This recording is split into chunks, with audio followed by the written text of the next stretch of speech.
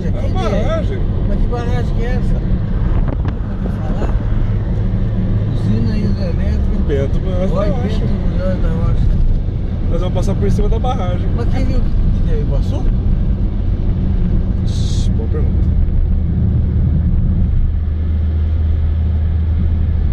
Olha lá embaixo, James.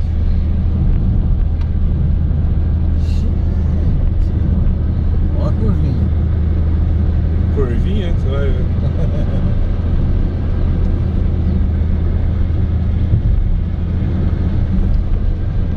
E tá baixo, hein, ó.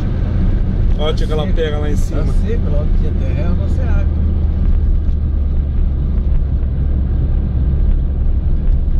Misericórdia. Nós vamos passar por cima mesmo. Olha ali.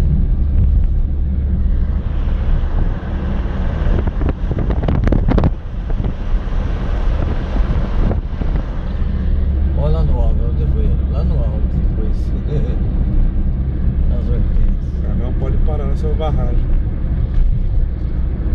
Plano de conservação. Jimmy, olha lá embaixo. Que abismo.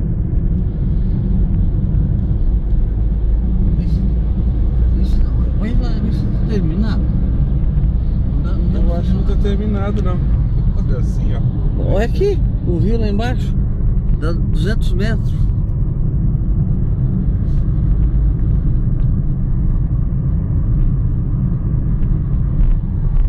Não consegue aproveitar. Olha lá embaixo, Lucas. Olha lá, James. Olha lá embaixo. Sim. Vamos lá, aqui é uma barragem, uma hidrelétrica, Lucas, ó. Lá tá baixo, ó.